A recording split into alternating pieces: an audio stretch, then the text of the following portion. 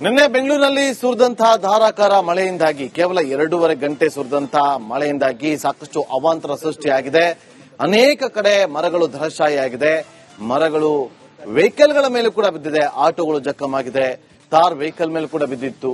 ಅನೇಕ ಕಡೆ ಘಟನೆಗಳಿದೆ ನೋಡಿ. ಬೈಕ್ ಜಖಮಾಗಿರೋದು ಸಂಪೂರ್ಣವಾಗಿ ನಜ್ಜುಗುಜ್ಜಾಗಿದೆ. ಮರದ ಒಂದು ಭಾಗ ಕಂಪ್ಲೀಟ್ ಆಗಿ ಪಾರ್ಕ್ ಮಾಡಿದಂತ ಬೈಕ್ನ ಮೇಲೆ ಬಿದ್ದಂತ ಹಿನ್ನೆಲೆಯಲ್ಲಿ, ಬೃಹದಾಕಾರದ ಮರ ಬಿದ್ದಂತ ಹಿನ್ನೆಲೆಯಲ್ಲಿ ಈ ಒಂದು ಅವಾಂತರ ಸೃಷ್ಟಿಯಾಗಿದೆ. ಬೈಕ್ ಸಂಪೂರ್ಣವಾಗಿ ಜಖಮಾಗಿರೋದು.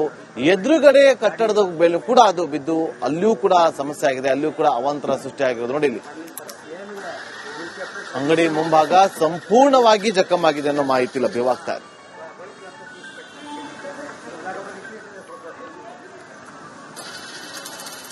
ಎಷ್ಟು ದಿನ ಬೆಂಗಳೂರಿನಲ್ಲಿ ಕಾವೇರಿತ್ತು, ಬಿಸಿಲು ಧಗಧಗಿಸ್ತಾ ಇತ್ತು, ಜನರಿಗೆ ನಿದ್ದೆ ಬರ್ತಾ ಇರಲಿಲ್ಲ. ಆದ್ರೆ ನಿನ್ನೆ ಸುರಿದಂತ ಮಳೆ ಬೆಂಗಳೂರನ್ನ ತಣ್ಣಗಾಗಿಸಿದೆ. ಆದ್ರೆ ಅಧಿಕಾರಿಗಳನ್ನ ಒಳ್ಳೆಯ ನಿದ್ರೆಗೆ ಜಾರಿಸಿದಂತೆ ಕಾಣಿಸ್ತಾ ಇದೆ. ನಿನ್ನೆ ಸುರಿದಂತಹ ಮಳೆಗೆ ನಾನಾ ರೀತಿಯಾದಂತಹ ಅವಾಂತರಗಳಾಗುತ್ತೆ. ಸುಮಾರು 9 ಸಾವುಗಳಾಗುತ್ತೆ. ಅದರ ಜೊತೆಗೆ ಸುಮಾರು 600ಕ್ಕೂ ಹೆಚ್ಚು ಮರಗಳು, 450ಕ್ಕೂ ಹೆಚ್ಚು ಮರದ ಕೊಂಬೆಗಳು ಧರೆಗುರುಳುತ್ತೆ. ಆದ್ರೆ ಅವುಗಳನ್ನ ತೆರವು ಮಾಡುವಲ್ಲಿ ಜಿಬಿಎ ಅಧಿಕಾರಿಗಳು ಮತ್ತೆ ಜಿಬಿಎ ಸಿಬ್ಬಂದಿಗಳು ವಿಳಂಬವನ್ನ ಮಾಡ್ತಾ ಇದ್ದಾರೆ. ಸದ್ಯ ನಾನೀಗ ಮಲ್ಲೇಶ್ವರಂನಲ್ಲಿದ್ದೀನಿ. ಮಲ್ಲೇಶ್ವರಂ 11th ಕ್ರಾಸ್ ನಲ್ಲಿ ಈ ಒಂದು ಮರ ನಿನ್ನೆ ಸಂಜೆ 7 ಗಂಟೆಯ ಸುಮಾರಿಗೆ ಧರೆಗುರುಳುತ್ತೆ. ಧರೆಗುರುಳಿಸಿದ ರಭಸಕ್ಕೆ ಮರದ ಕೆಳಭಾಗದಲ್ಲಿ ನಿಂತಿದ್ದಂತಹ ಬೈಕ್, ಅದರ ಜೊತೆಗೆ ಏನು ಮರದ ಮುಂಭಾಗದಲ್ಲಿದ್ದಂತಹ ಮನೆಯ ಮೇಲೆಗೆ ರಭಸವಾಗಿ ಬೀಳುತ್ತೆ. ಮರ ಬಿದ್ದಂತಹ ರಭಸಕ್ಕೆ ಸಂಪೂರ್ಣವಾಗಿ ಅಂಗಡಿ ಮುಂಗಟ್ಟು ನುಜ್ಜುಗುಜ್ಜಾಗಿರುವಂತದ್ದು. ಒಂದು ಕಡೆಯಲ್ಲಿ ಅಂಗಡಿ ಮುಂಗಟ್ಟು ನುಜ್ಜುಗುಜ್ಜಾಗ್ತಾ ಇದೆ, ಮತ್ತೊಂದು ಕಡೆಯಲ್ಲಿ ಆತಂಕ ಹೆಚ್ಚಾಗ್ತಾ ಇದೆ. ಯಾಕಂತ ಹೇಳಿದ್ರೆ ಅಂಗಡಿಯ ಮುಂಗಟ್ಟಿಗೆ ಶೀಟ್ ಅನ್ನ ಅಳವಡಿಕೆ ಮಾಡಲಾಗಿದೆ. ಮರ ಬಿದ್ದ ರಭಸಕ್ಕೆ ಒಂದು ಭಾಗವಾಗಿ ಶೀಟ್ ನುಗ್ಗಿ ಹೋಗಿದೆ ಅಂತ ಹೇಳಿದ್ರೆ ಕುಗ್ಗಿ ಹೋಗಿದೆ, ಅದು ಮುರಿದು ಬಿದ್ದಿದೆ. ಮುಂದಿನ ಹಂತವಾಗಿ ಮರವನ್ನ ತೆರವು ಮಾಡಬೇಕು. ಸಂಜೆ 7 ಗಂಟೆಗೆ ಈ ಒಂದು ಮರ ಬಿದ್ದಿದ್ರು ಕೂಡ ಮರವನ್ನ ಇನ್ನೂ ಕೂಡ ತೆರವು ಮಾಡುವಂತ ಕೆಲಸದಲ್ಲಿ ಯಾರು ಕೂಡ, ಯಾವ ಸಿಬ್ಬಂದಿಗಳು ಕೂಡ ಬಂದಿಲ್ಲ. ಹೀಗಾಗಿ ಇಲ್ಲಿನ ಸ್ಥಳೀಯ ನಿವಾಸಿಗಳಿಗೆ ಮತ್ತೆ ಅಂಗಡಿಯ ಮಾಲೀಕರಿಗೆ ಆತಂಕ ಸೃಷ್ಟಿಯಾಗ್ತಾ ಇರೋದು. ಯಾಕಪ್ಪ ಅಂತ ಹೇಳಿದ್ರೆ ಮರದ ಲೋಡ್ ಇನ್ನಷ್ಟು ಹೆಚ್ಚಾದ್ರೆ ಮತ್ತೆ ಸಂಪೂರ್ಣವಾಗಿ ಇದು ಕುಸಿಯುವಂತಹ ಸಾಧ್ಯತೆ ಇದೆ. ಈ ನಿಟ್ಟಿನಲ್ಲಿ ಜಿಬಿಎ ಅಧಿಕಾರಿಗಳ ವಿರುದ್ಧ ಹಿಡಿಶಾಪವನ್ನು ಕೂಡ ಇಲ್ಲಿನ ಸ್ಥಳೀಯರು ಹಾಕ್ತಾ ಇರುವಂತದ್ದು. ಕಳೆದ 14 ಗಂಟೆಗಳಾಗ್ತಾ ಇದೆ, ಆದ್ರೂ ಕೂಡ ಯಾವುದೇ ರೀತಿಯಾದಂತಹ ಕಾರ್ಯಾಚರಣೆಗಳನ್ನ ನಡೆಸ್ತಾ ಇಲ್ಲ. ಇದರಿಂದಾಗಿ ಮತ್ತಷ್ಟು ಆತಂಕ ಹೆಚ್ಚಾಗ್ತಾ ಇಲ್ಲ.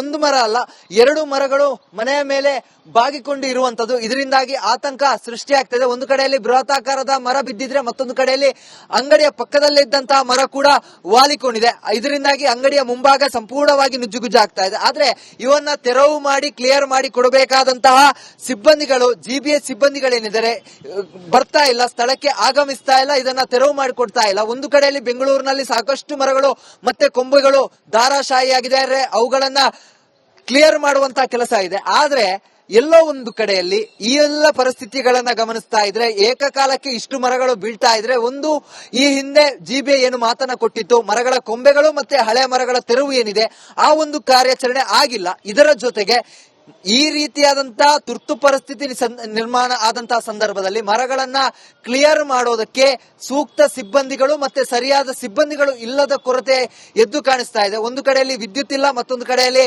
ಮರ ಇನ್ನಷ್ಟು ಬಿದ್ದು ಮನೆ ಇನ್ನಷ್ಟು ಜಖಮಾಗುವಂತ ಆತಂಕ ಇದೆ. ಈ ಎಲ್ಲ ಆತಂಕದ ಮಧ್ಯೆ ಕೂಡ ಜಿಬಿಎ ಅಧಿಕಾರಿಗಳು ಸ್ಥಳಕ್ಕೆ ಬರದೇ ಇರುವಂತದ್ದು ಇಲ್ಲಿನ ಸ್ಥಳೀಯರ ಕೆಂಗಣಿಗೆ ಗುರಿಯಾಗಿರುವುದಂತೂ ಖಂಡಿತ. ಕ್ಯಾಮರಾ ಪರ್ಸನ್ ದೇವನಹಳ್ಳಿ ಮಂಜುನಾಥ್ ಜೊತೆಗೆ ಚರಣ್, ರಿಪಬ್ಲಿಕ್ ಕನ್ನಡ, ಬೆಂಗಳೂರು.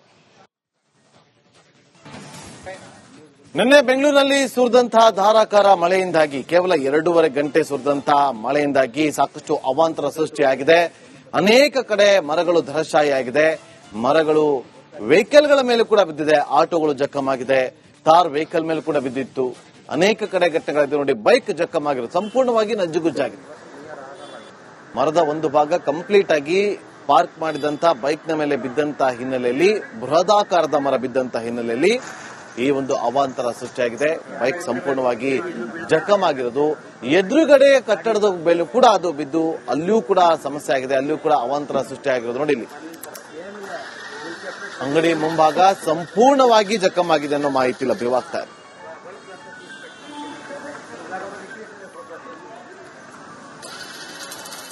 ಎಷ್ಟು ದಿನ ಬೆಂಗಳೂರಿನಲ್ಲಿ ಕಾವೇರಿತ್ತು, ಬಿಸಿಲು ಧಗಧಗಿಸ್ತಾ ಇತ್ತು, ಜನರಿಗೆ ನಿದ್ದೆ ಬರ್ತಾ ಇರಲಿಲ್ಲ. ಆದ್ರೆ ನಿನ್ನೆ ಸುರಿದಂತ ಮಳೆ ಬೆಂಗಳೂರನ್ನ ತಣ್ಣಗಾಗಿಸಿದೆ. ಆದ್ರೆ ಅಧಿಕಾರಿಗಳನ್ನ ಒಳ್ಳೆಯ ನಿದ್ರೆಗೆ ಜಾರಿಸಿದಂತೆ ಕಾಣಿಸ್ತಾ ಇದೆ. ನಿನ್ನೆ ಸುರಿದಂತಹ ಮಳೆಗೆ ನಾನಾ ರೀತಿಯಾದಂತಹ ಅವಾಂತರಗಳಾಗುತ್ತೆ. ಸುಮಾರು 9 ಸಾವುಗಳಾಗುತ್ತೆ. ಅದರ ಜೊತೆಗೆ ಸುಮಾರು 600ಕ್ಕೂ ಹೆಚ್ಚು ಮರಗಳು, 450ಕ್ಕೂ ಹೆಚ್ಚು ಮರದ ಕೊಂಬೆಗಳು ಧರೆಗುರುಳುತ್ತೆ. ಆದ್ರೆ ಅವುಗಳನ್ನ ತೆರವು ಮಾಡುವಲ್ಲಿ ಜಿಬಿಎ ಅಧಿಕಾರಿಗಳು ಮತ್ತೆ ಜಿಬಿಎ ಸಿಬ್ಬಂದಿಗಳು ವಿಳಂಬವನ್ನ ಮಾಡ್ತಾ ಇದ್ದಾರೆ. ಸದ್ಯ ನಾನೀಗ ಮಲ್ಲೇಶ್ವರಂನಲ್ಲಿದ್ದೀನಿ. ಮಲ್ಲೇಶ್ವರಂ 11th ಕ್ರಾಸ್ ನಲ್ಲಿ ಈ ಒಂದು ಮರ ನಿನ್ನೆ ಸಂಜೆ 7 ಗಂಟೆಯ ಸುಮಾರಿಗೆ ಧರೆಗುರುಳುತ್ತೆ. ಧರೆಗುರುಳಿಸಿದ ರಭಸಕ್ಕೆ ಮರದ ಕೆಳಭಾಗದಲ್ಲಿ ನಿಂತಿದ್ದಂತಹ ಬೈಕ್, ಅದರ ಜೊತೆಗೆ ಮರದ ಮುಂಭಾಗದಲ್ಲಿದ್ದಂತಹ ಮನೆಯ ಮೇಲೆಗೆ ರಭಸವಾಗಿ ಬೀಳುತ್ತೆ. ಮರ ಬಿದ್ದಂತಹ ರಭಸಕ್ಕೆ ಸಂಪೂರ್ಣವಾಗಿ ಅಂಗಡಿಯ ಮುಂಗಟ್ಟು ನುಜ್ಜುಗುಜ್ಜಾಗಿರುವಂತದ್ದು. ಒಂದು ಕಡೆಯಲ್ಲಿ ಅಂಗಡಿ ಮುಂಗಟ್ಟು ನುಜ್ಜುಗುಜ್ಜಾಗ್ತಾ ಇದೆ, ಮತ್ತೊಂದು ಕಡೆಯಲ್ಲಿ ಆತಂಕ ಹೆಚ್ಚಾಗ್ತಾ ಇದೆ. ಯಾಕಂತ ಹೇಳಿದ್ರೆ ಅಂಗಡಿಯ ಮುಂಗಟ್ಟಿಗೆ ಶೀಟ್ ಅನ್ನ ಅಳವಡಿಕೆ ಮಾಡಲಾಗಿದೆ. ಮರ ಬಿದ್ದ ರಭಸಕ್ಕೆ ಒಂದು ಭಾಗವಾಗಿ ಶೀಟ್ ನುಗ್ಗಿ ಹೋಗಿದೆ ಅಂತ ಹೇಳಿದ್ರೆ ಕುಗ್ಗಿ ಹೋಗಿದೆ, ಅದು ಮುರಿದು ಬಿದ್ದಿದೆ.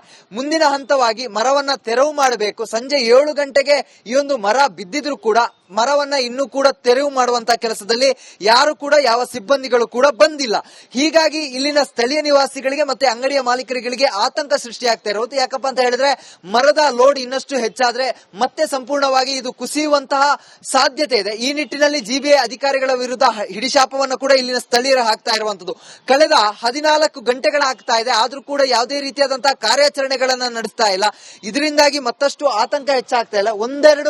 ಒಂದು ಮರ ಅಲ್ಲ, 2 ಮರಗಳು ಮನೆಯ ಮೇಲೆ ಬಾಗಿಕೊಂಡು ಇರುವಂತದ್ದು. ಇದರಿಂದಾಗಿ ಆತಂಕ ಸೃಷ್ಟಿಯಾಗ್ತದೆ. ಒಂದು ಕಡೆಯಲ್ಲಿ ಬೃಹತಾಕಾರದ ಮರ ಬಿದ್ದಿದ್ರೆ ಮತ್ತೊಂದು ಕಡೆಯಲ್ಲಿ ಅಂಗಡಿಯ ಪಕ್ಕದಲ್ಲಿದ್ದಂತಹ ಮರ ಕೂಡ ವಾಲಿಕೊಂಡಿದೆ. ಇದರಿಂದಾಗಿ ಅಂಗಡಿಯ ಮುಂಭಾಗ ಸಂಪೂರ್ಣವಾಗಿ ನುಜ್ಜುಗುಜ್ಜಾಗ್ತಾ ಇದೆ. ಆದ್ರೆ ಇವನ್ನ ತೆರವು ಮಾಡಿ ಕ್ಲಿಯರ್ ಮಾಡಿ ಕೊಡಬೇಕಾದಂತಹ ಸಿಬ್ಬಂದಿಗಳು, ಜಿಬಿಎ ಸಿಬ್ಬಂದಿಗಳೇನಿದ್ದಾರೆ ಬರ್ತಾ ಇಲ್ಲ, ಸ್ಥಳಕ್ಕೆ ಆಗಮಿಸ್ತಾ ಇಲ್ಲ, ಇದನ್ನ ತೆರವು ಮಾಡಿಕೊಡ್ತಾ ಇಲ್ಲ. ಒಂದು ಕಡೆಯಲ್ಲಿ ಬೆಂಗಳೂರಿನಲ್ಲಿ ಸಾಕಷ್ಟು ಮರಗಳು ಮತ್ತೆ ಕೊಂಬೆಗಳು ಧಾರಾಶಾಹಿಯಾಗಿದೆ, ಅವುಗಳನ್ನ ಕ್ಲಿಯರ್ ಮಾಡುವಂತಹ ಕೆಲಸ ಇದೆ. ಆದ್ರೆ ಎಲ್ಲೋ ಒಂದು ಕಡೆಯಲ್ಲಿ ಈ ಎಲ್ಲ ಪರಿಸ್ಥಿತಿಗಳನ್ನ ಗಮನಿಸ್ತಾ ಇದ್ರೆ, ಏಕಕಾಲಕ್ಕೆ ಇಷ್ಟು ಮರಗಳು ಬೀಳ್ತಾ ಇದ್ರೆ, ಈ ಹಿಂದೆ ಜಿಬಿಎ ಏನು ಮಾತನ್ನ ಕೊಟ್ಟಿತ್ತು, ಮರಗಳ ಕೊಂಬೆಗಳು ಮತ್ತೆ ಹಳೆಯ ಮರಗಳ ತೆರವು ಏನಿದೆ ಆ ಒಂದು ಕಾರ್ಯಾಚರಣೆ ಆಗಿಲ್ಲ. ಇದರ ಜೊತೆಗೆ ಈ ರೀತಿಯಾದಂತಹ ತುರ್ತು ಪರಿಸ್ಥಿತಿ ನಿರ್ಮಾಣ ಆದಂತಹ ಸಂದರ್ಭದಲ್ಲಿ ಮರಗಳನ್ನ ಕ್ಲಿಯರ್ ಮಾಡೋದಕ್ಕೆ ಸೂಕ್ತ ಸಿಬ್ಬಂದಿಗಳು ಮತ್ತೆ ಸರಿಯಾದ ಸಿಬ್ಬಂದಿಗಳು ಇಲ್ಲದ ಕೊರತೆ ಎದ್ದು ಕಾಣಿಸ್ತಾ ಇದೆ. ಒಂದು ಕಡೆಯಲ್ಲಿ ವಿದ್ಯುತ್ ಇಲ್ಲ, ಮತ್ತೊಂದು ಕಡೆಯಲ್ಲಿ